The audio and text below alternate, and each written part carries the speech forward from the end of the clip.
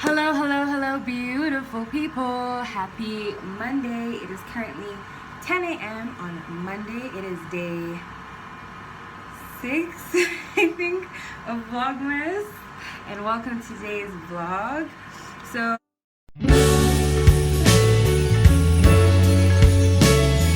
today's vlog is actually a combination of yesterday and today. So, day 5 and day 6. Because yesterday I did absolutely nothing. I woke up at 12 in the afternoon. I ordered food and I went back to bed. And I ate cake. I ate the coffee cake the whole day. I did absolutely nothing. So my class this morning was canceled. Alhamdulillah, thank God. Because waking up in this cold to go to school? Mm-mm. But anyways, so today I only have one class. We're going in the afternoon, so that will be later on today. I want to shower and get dressed for the day so that like as I'm sitting and everything, I can finish up some schoolwork, I can do emails and edits and all the grown-up stuff that I'm supposed to be doing. But yeah, I missed you guys. Yesterday was actually kind of restful because doing these vlogs has taken a lot out of me. It's actually a lot of work, more work than I had anticipated. But I'm still excited about continuing. I'm debating continuing the everyday or I switch to weekly. So let me know down in the comments for those of you tuning in. Yeah, that's all that's going on today. I don't think I'm gonna make food today. I think I'm just gonna eat whatever is in the fridge, and cooking is gonna be for tomorrow. I think tomorrow, Wednesday, because I kind of have a busy week. I have lots and lots of schoolwork. You know, you'd think that because we're getting closer to the holidays, the lecturers would like relax because people are not really in the school learning mode. People don't even show up to classes. But no, I have like 16 different readings for one of my classes tomorrow, so I will just get on that right now. Okay, let's get ready. I hope it's not too loud because there is a water truck outside filling the next apartment building's water tank. So, and I have to get this video out. I have things to do. I cannot wait for prime conditions for filming. But as I get dressed and, you know, get ready, again, it's just sunscreen, the Nivea one. Most of my products are Nivea because I like using one product. I don't know, I've just been like that. Since I was in high school, I could only use Garnier and then I switched to Nivea. So, I wanted to talk about a bit of a change in my content. If you haven't noticed, especially on Instagram, I have started to go out more and eat out more and review food. And here's the thing. Let me start by saying that I'm not gonna stop cooking and stuff. No, that's not what's going on. Basically, what happened is that I've been in a bit of a rut, especially in terms of like my culinary advancements. I've been in a bit of a rut because I've kind of made everything that I wanted to make and try everything that I had, you know, wanted to try. So I'm running out of ideas. I'm running out of ways to be creative. And the only way I can really make my mark in this industry, in the food industry, and help advance, you know, the Kenyan cuisine, the Nairobi cuisine, is if I eat out more, basically.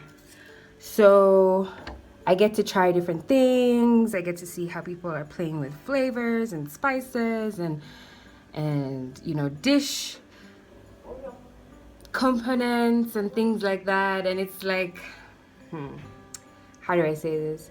It's inspiring, one, and it helps me discern what I'm going to do next in terms of how I'm going to establish myself in the culinary scene in Nairobi. What is going to be my identifying, I wouldn't say my identifying dish, but like what is going to be my specialty? What am I going to do that's going to differentiate me from all the other people who have cooking pages on Instagram, you know? because I wanted to go beyond that. I want to really establish myself in the culinary industry as, you know, a cook, a chef, someone who really cares about the development and advancement of our cuisine. So yeah, I've just decided that I need to broaden my horizons and start opening up my networks and stop being too closed off. Because the only way I can really learn and experience new things is if I try them and I allow myself to be open to them, you know?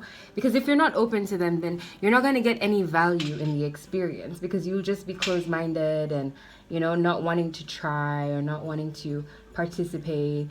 And it's really nice to interact with my peers because I get so much feedback. I get so many new ideas, you know, and everybody is just extremely, extremely nice, extremely welcoming and supportive, because at the end of the day, we all just have similar interests, similar goals, and that's to advance not only the cuisine but put it on display so more people know about it. Because you'll find people who have lived in Nairobi in Kenya for years and years and haven't even tried what's considered like our top 5 restaurants, right? And I'm not going to say what those restaurants are because there's a lot of debate around it, because I mean there's a lot of things to take into consideration by the time you're calling a restaurant one of the best. I mean, there's service, there's food, there's presentation, the dining experience. I mean, all of that comes into play, right? And there's so many places that I haven't tried myself, so I don't think that I'm qualified enough to say that, hey, this is the best of the best in this Kenya, you know? So I really want to try that. I want to start doing more of that, right? And I think it's gonna be interesting. It's definitely new. It's definitely something that you guys haven't seen from me yet. But the most I can say about it is like, I want to do my best. I want to do, I mean, everything I do, I try to do my best, but like, I want to do the best job possible, because I think that food bloggers, chefs, creatives in this industry are stewards of what we would consider the Kenyan cuisine and the Kenyan food experience.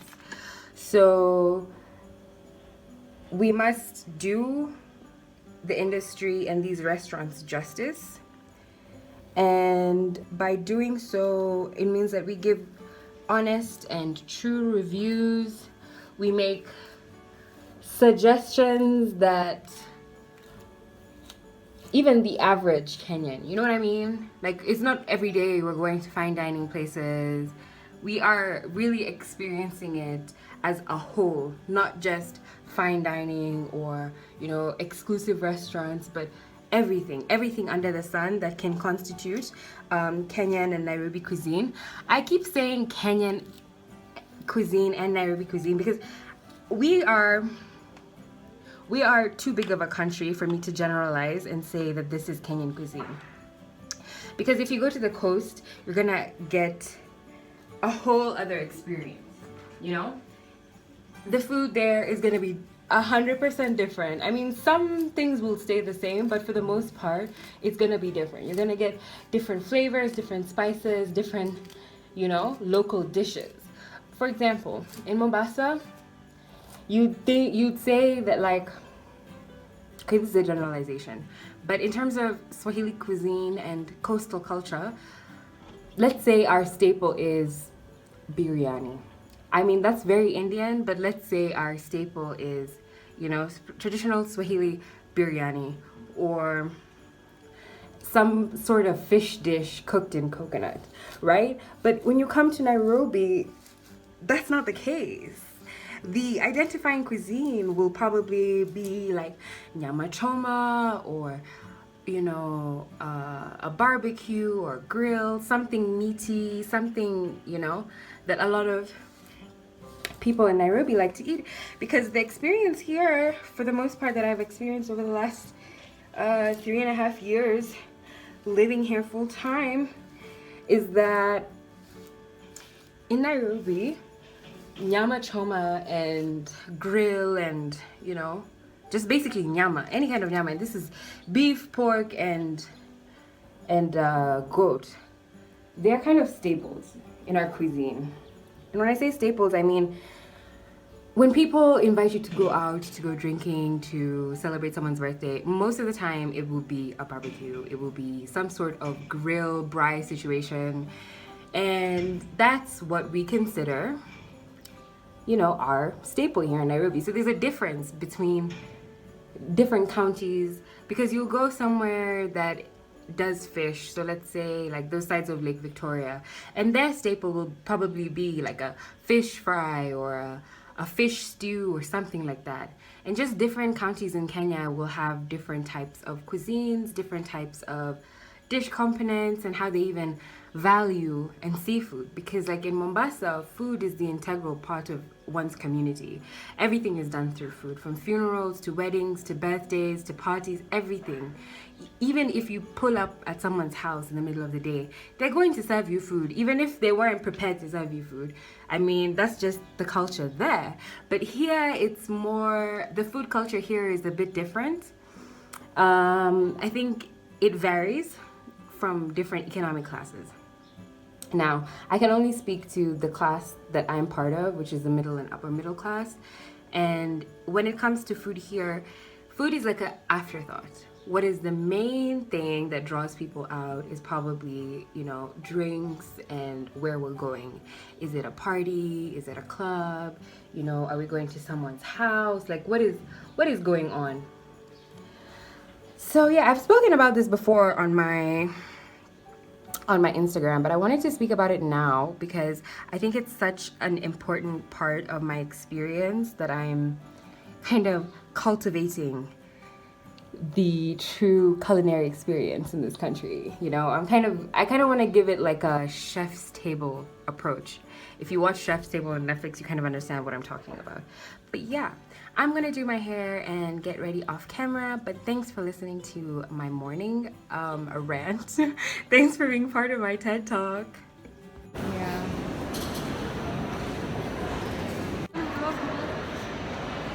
Hi guys. Suffering.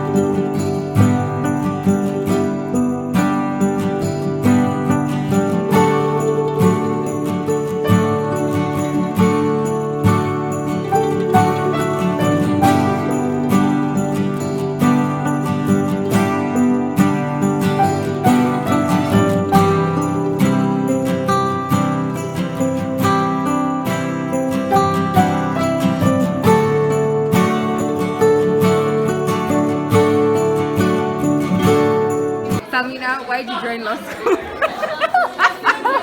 I joined it on a whim. I didn't really have any other options. I did it like A-levels and I was like, okay, why not? So I came. Okay, she said she didn't have any other options, y'all. Wait, Abby, why did you join law school? Because I watched Suits and I thought Jessica Pearson was cute. Bridget, why did you join law school? It's always been my dream to fuck a lecturer. Marian, why did you join law school? I was in search of my 13th reason. Daddy? Okay, Blessing, why did you join law school? I came to look for a sugar daddy. Period. Smart motherfuckers here. I said, sign me up. Okay, Tamara, why did you join law school? I had nothing else to do. Jade, why'd you join law school? To break the law.